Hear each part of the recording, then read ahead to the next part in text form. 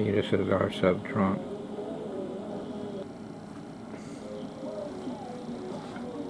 See, this is our sub trunk.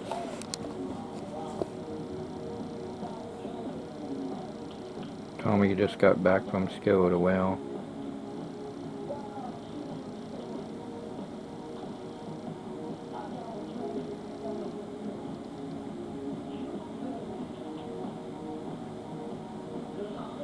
And me, Dave, and Michael Klein went up to Chuck William, Matic in Norfolk and got the sub trunk.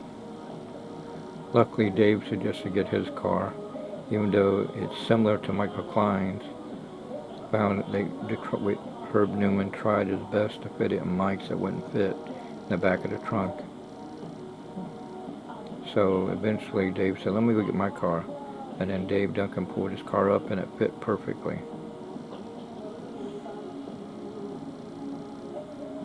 We had footage of Michael Klein doing the sub trunk, but it was like a Dakota chair idea.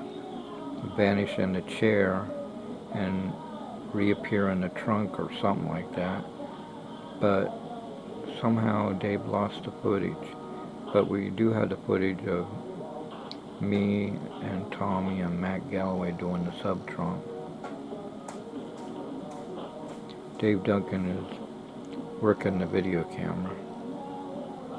At first he's using his dad's Minolta video camera, and then later on Dave got a higher tech Bells and Whistles camera that even has mirror mode.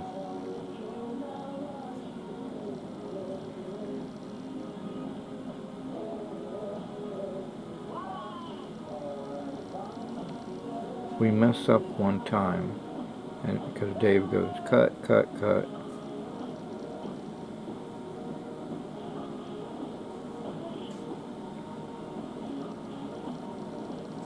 It must not have been this one, because we're still filming.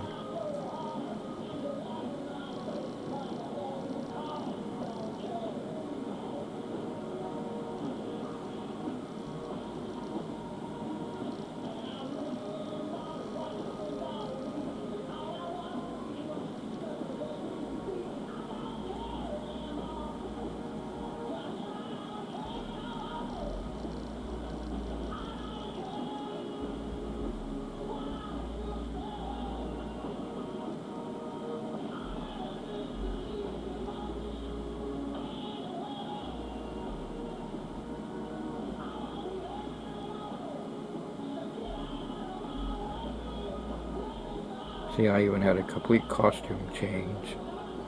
I had one outfit on, I changed it Maddox to another outfit. Like Doug Henning, David Copperfield, the Pendragon. You know, I had that over top of my other outfit. I just left the other outfit in there.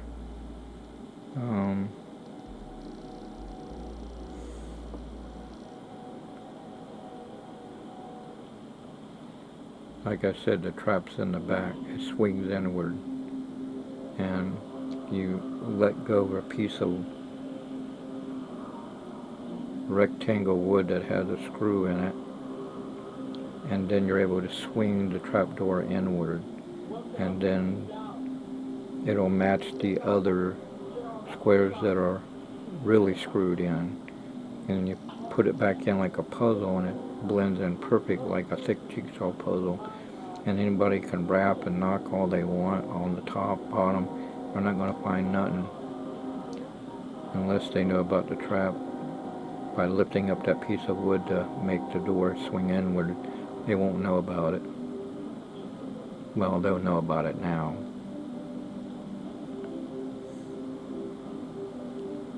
Matt Galloway is now an adult now. Last I remember, he's got 2 boys. He's married. Has to a lady, and I can't think of her name right now. But he's married to her, and they have 2 boys. So this is a long time ago footage. Matt Galloway's grown up, but here he's, I think, 10 years old here.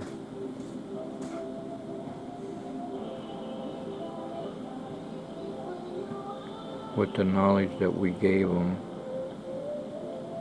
he got to go into the adult magic club instead of the junior magic club, and his dad is good at building things for him, including a magic prop that looks like something like Copperfield's larger version, Shadowbox illusion, for a motorcycle appearance idea.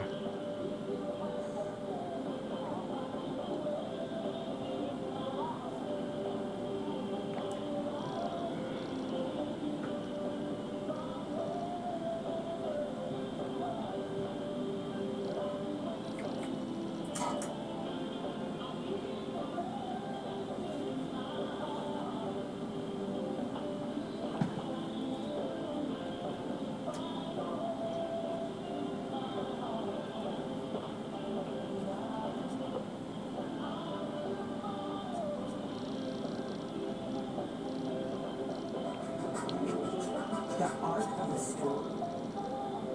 Today from 10 Rollins along. That's right, we are in Wisconsin this hour where it's sentencing day for convicted killer Maxwell Anderson. A jury found him guilty in June for the murder and dismemberment of Shay Robinson. During the trial, prosecutors argued that Anderson killed Robinson after the two went on a date last year. So what we've been listening to together is the judge addressing Anderson. She's been going through Matt Galloway is now a born-again Christian. His comments in court where he did Tommy Story led him to Jesus. Dave Duncan handed him to Romans Road and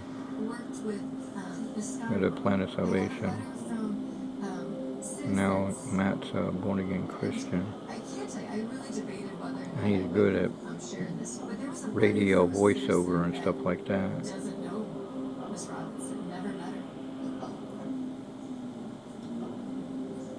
And this is what he said, or she said, I don't know. The person signed it as Stargate.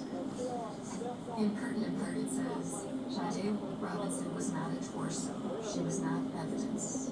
She was a full, living, radiant human being. She had dreams, plans, and a future she was building with pride. She had people who loved her, and that still loved her, more than words can hold. And she had a right to live, to breathe, to laugh, to grow old. That right was stolen in a way so vile, so deliberate, that it tears at the fabric of what we call humanity. You, Maxwell Anderson, didn't just kill her.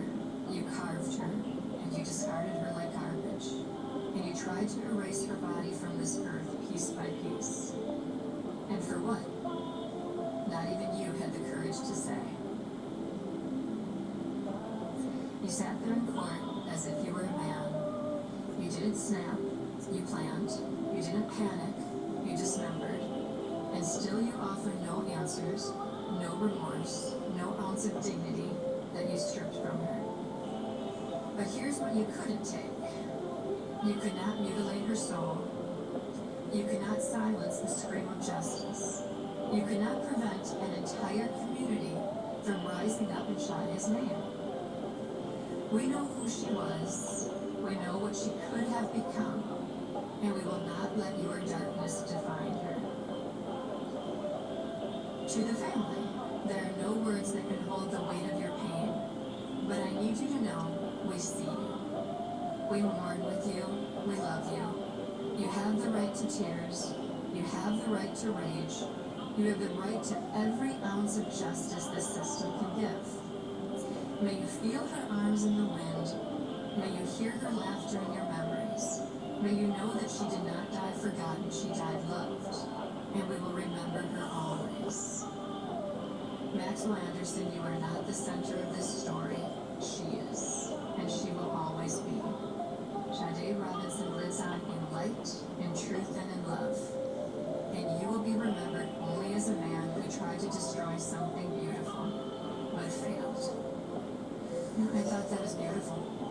And I think that it shows the impact that this had on the community. You know, that took time and effort and thought. brought together a lot of what the community felt. So going back to what I need to look at. In formulating a proper sentence, I need to look at the character of the defendant. I need to look at the severity of the offense. You know, to take away a child is horrific. You know, you wouldn't wish that on anybody. To have a child not outlive the parents is a horrible thing.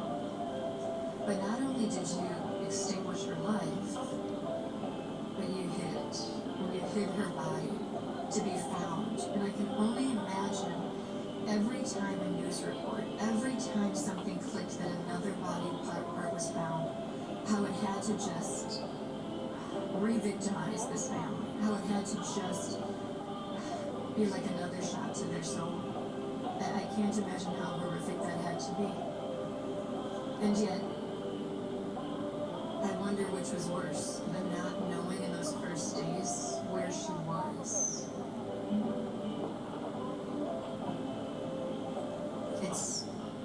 I can't even think of a word, horrific.